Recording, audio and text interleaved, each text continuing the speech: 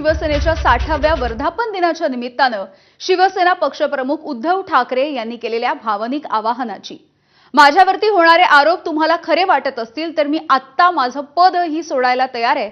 तुमच्यामधला शिवसैनिक हा पक्षप्रमुख होईल अशा शब्दांमध्ये उद्धव ठाकरेंनी सत्ताधाऱ्यांच्या बोचऱ्या शब्दांना उत्तर दिलंय. ज्या क्षणी तुम्हाला वाटेल त्या क्षणी मी हे पद सोडेन असं खुलं आवाहन देखील उद्धव ठाकरेंनी केलं.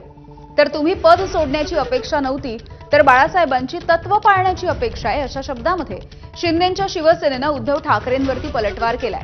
दरम्यान बंडखोर खासदारांवरती उद्धव ठाकरेंनी जोरदार हल्लाबोल केला. 60 वर्ष पूर्ण झालेली आहेत. गेली जवळपास 12-13 वर्ष मी तुमची नेतृत्वाची जबाबदारी सांभाळतोय. पण जे आरोप माझ्यावरती होत आहेत ते जर तुम्हाला खरं वाटत असतील तर तुम्ही मला सांगायचं, मी आत्ता या पदावरनं पाय उतारवायला तयार आहे. फक्त माझी एक अट आहे की ही सोन्यासारखी शिवसेना चोराच्या दरोडेखोराच्या हातात जाऊ द्यायची नाही. तुमच्यापैकी एक शिवसैनिक येऊ द्या, तो शिवसेना पक्षप्रमुख बनेल. मला त्याचं सुद्धा कौतुक वाटेल. मला नेतृत्वाची सोच नाही, मला नेतृत्वाची हाव नाहीये. मी आत्ता हे पद सोडायला तयार आहे. पण कोणी लाचार, गद्दार, भेसळयुक्त रक्ताचा माणूस माझ्यावरती आरोप करत असेल तर त्याला उत्तर तुम्ही द्यायचं आहे. बाकी मी डगमगलेलो नाहीये, मी खचणारा नाहीये.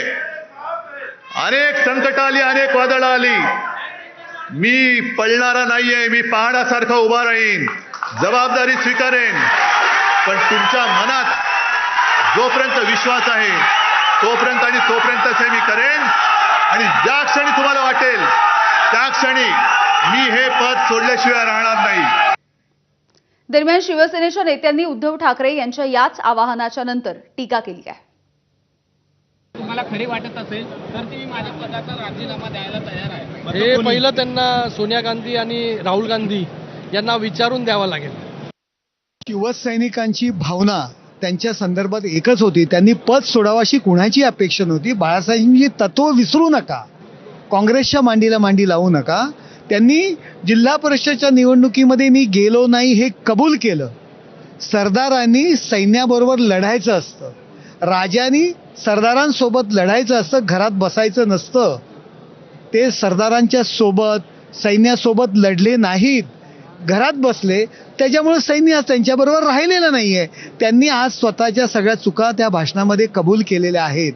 त्यांच्याकडून ज्या अपेक्षा होत्या लोकांच्या, कार्यकर्त्यांच्या, नेत्यांच्या, आमदारांच्या, खासदारांच्या, त्या अपेक्षा पूर्ण होत नाही आहेत. कारण संवाद केवळ भाषण नव्हे, लोकांचे प्रश्न सोडवण्यासाठी जे काही पाठपुरावा करायला लागतो तो त्यांच्याकडून आमदारांच्या सोबत, खासदारांच्या सोबत तेवढा झाला नाही अशी लोकांचा प्रश्न आहे. आणि खरा प्रश्न केवळ त्यांच्या राजीनाम्याचा नाही आहे, तर त्यांनी जी भूमिका घेतलेली आहे ती काँग्रेसच्या सोबत आणि हिंदुत्वाच्या विरोधातली भूमिका आहे. म्हणून लोकांचा अपेक्षाभंग झाला आहे. तर त्याच्याबद्दल त्यांनी आत्मपरीक्षण करायचं सोडून किंवा स्वतःच्या भूमिकेचा पुनर्विचार करण्याच्या ऐवजी हे राजीनामा देणं वगैरे मला असं वाटतं योग्य नाही आहे. तर उद्धव ठाकरे यांनी पद सोडण्याच्या संदर्भात देखील जे भाष्य केलं त्यावरती देखील प्रतिक्रिया येत आहेत.